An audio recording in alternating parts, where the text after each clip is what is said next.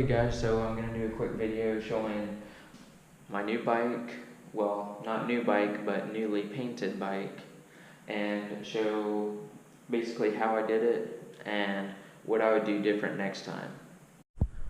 Okay guys, so the first thing I want to say is I definitely took a lot of time to do this.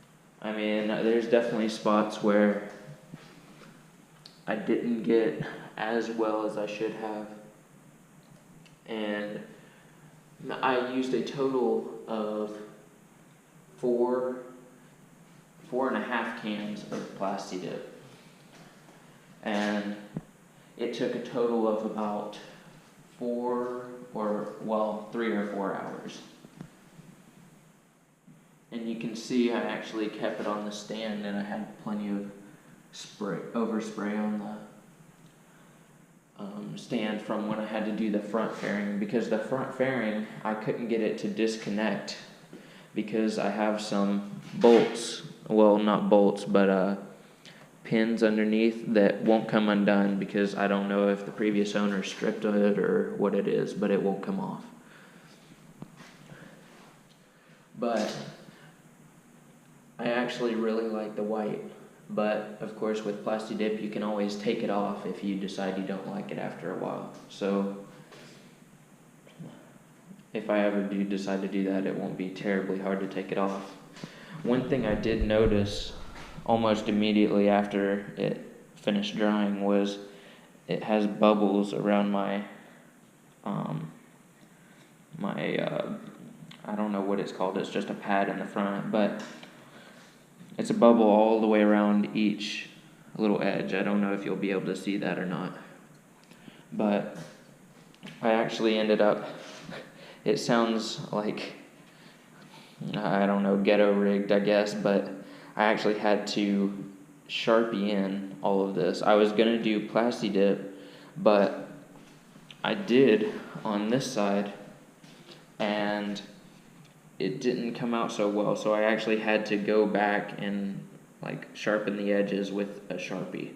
And so this was actually it was easier once I actually did it, but it didn't look as good. And as you can see, I didn't get to do the white space in between the A's. And so on this side, I just went with a fine tip Sharpie all the way around the edge, and then I went in and filled it in with the black Sharpie. And I actually had to do these logos by hand. I looked up an image of it online, and I could actually tell on this side, you can still kind of see the outline around the edge of the sticker. On the actual red, the sticker like this is missing on the other side, so I didn't have that to go by. So I actually got a piece of paper, laid it over it, and then just like darkened it, or traced it, I guess, and then took it around to the other side, and then just positioned it how I wanted, and then like put the pen on there and let it bleed through on each corner, so I at least had a general outline. And then the rest of it I just had to kind of wing it, because I couldn't really trace it or anything because I didn't have anything to go by. But on this one, I just stayed like an even amount around the edge of the sticker, and so that actually helped me a lot. And of course I looked up a Google image of the actual logo, so it helped me out a lot too. But I did, in fact, take all of the fairings off of the entire bike, and I actually have images too of where I actually had to tape off the tank around here because I didn't want to take it off, because that was just going to be way too much work.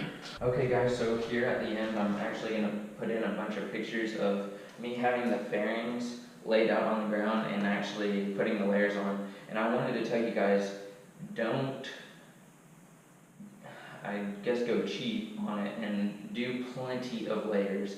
I did about 5 layers on the side fairings, and I probably did 5 or 6 on this one, because I knew the tank was going to be where I saw it all the time whenever I'm on the bike, and so I wanted to make sure that that was a good even coat, that it's not going to rub off or anything like that.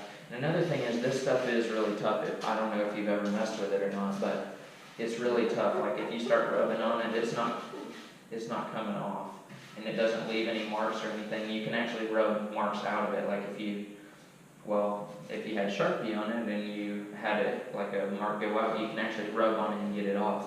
But these, after they set, it's gonna stay. So there are a couple spots whenever you start putting it on, it's if you put it on too soon and it's a little wet, you're gonna have a big problem, because around the edges especially, it's really soft. And so I put it on a little early because it was probably 11 or 12 o'clock at night, and I was trying to get it on the bike and just let it sit there and dry all night. Well, that wasn't the best idea. I should have let it lay out in the garage all night and just let it set. But like I said, there's things I could learn and do different next time if I ever do this again. But another cool thing is, if you ever do white or pretty much any other color, you just have to do more layers, but you could spray paint over this and then you can still peel off all of it. And so I haven't tried that, and I haven't really thought about doing it because it took me so long to do, but I might end up doing that later. Thanks guys for watching, and like I said, I'm going to put pictures after this of showing how I actually did it. I actually did take off all the fairings and lay it out, but you'll get to see pictures of that and see pictures of each step.